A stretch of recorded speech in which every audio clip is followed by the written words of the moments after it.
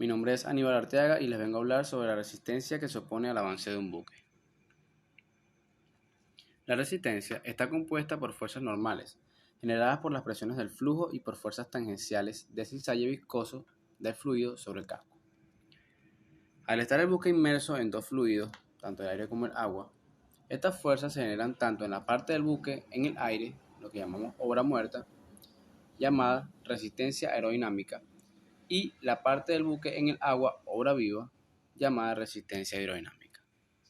La última se divide en dos, la cual sería la resistencia por presión del fluido sobre el casco, causada por el avance del buque abriéndose paso por el agua, y la resistencia por tensiones tangenciales sobre el casco, que son causadas por la viscosidad del fluido que corre por el casco. En cuanto a los componentes de la resistencia total al avance desde un análisis dimensional de las fuerzas se descompone en función del número de Reynolds y el número de Freud.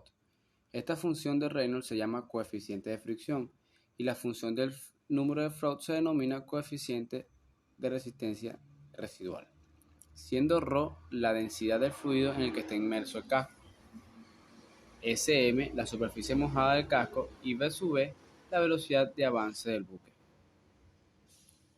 En total, tendremos que la resistencia al avance va a ser un medio de la densidad del fluido por la superficie mojada por la velocidad del buque al cuadrado por la sumatoria de los coeficientes de fricción y de resistencia residual.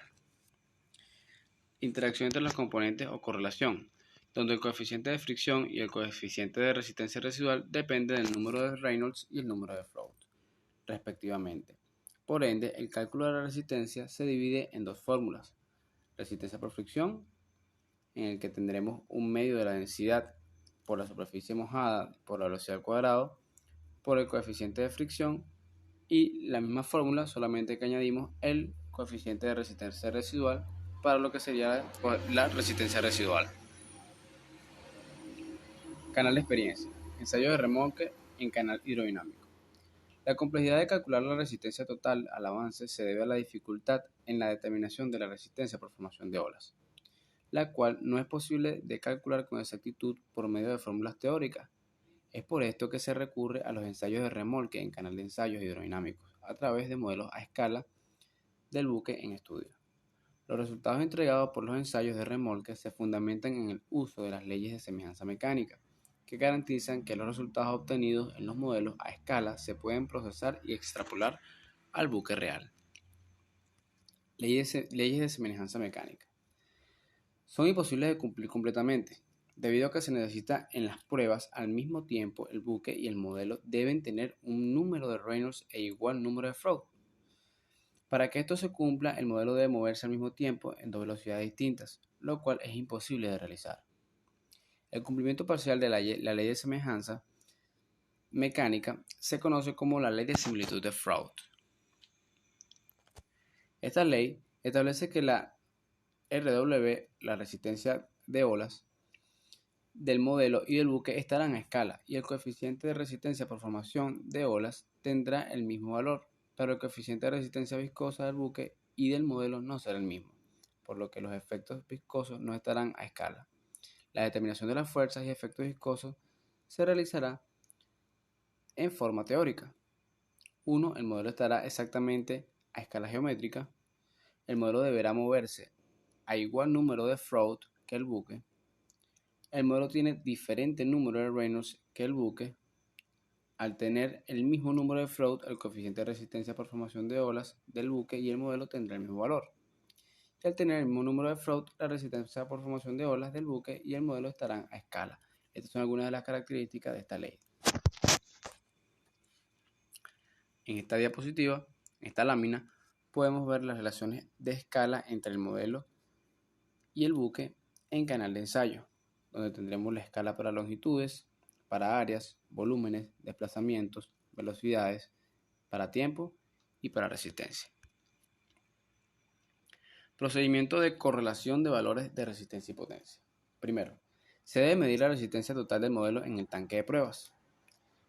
Segundo paso, se calcula de forma teórica la resistencia por fricción del modelo y se descuenta de la resistencia total del modelo. En tercer paso, se calcula la resistencia residual del buque a través de la fórmula señalada.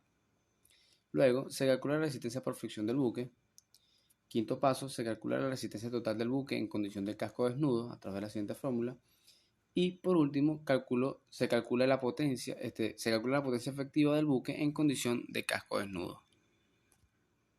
Resistencia por fricción. Es causada por la fricción que se genera entre el casco y el agua. Esta fricción es la adhesión de moléculas de agua sobre la superficie del casco, causando cizalle y arrastre de partículas de agua, generando una capa límite alrededor del casco. Cabe destacar que esta resistencia es mucho mayor cuando la densidad de fluido aumenta. La resistencia por fricción se puede calcular de forma teórica por medio de la siguiente fórmula, donde el coeficiente de fricción corresponde al coeficiente de fricción de una plancha plana equivalente y está en función del número de Reynolds, definida por la ITT C57, donde el coeficiente de fricción será 0.075 sobre el logaritmo del número de Reynolds menos 2 y todo esto elevado al cuadrado. Y delta del coeficiente de fricción es la corrección por defecto de la rugosidad y curvatura del casco por la ITTC3. Recomienda el uso de un valor de delta de coeficiente de fricción del 0.4 por 10 a la menos 3.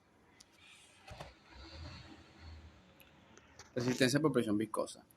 Se relaciona con las diferentes presiones alrededor del casco debido a la capa límite, por lo que es de origen viscoso, también es llamada resistencia de formas, ya que se incluyen en fenómenos que se generan debido a las formas del casco, como la separación del flujo, vórtices, quiebres bruscos en la carena, entre otros.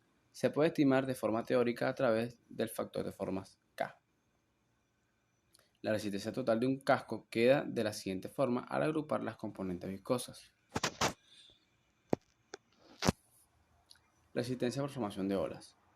Causada por la presión ya que genera el casco al abrirse paso a través del agua, es una fuerza del tipo gravitatorio, sin relación con la viscosidad.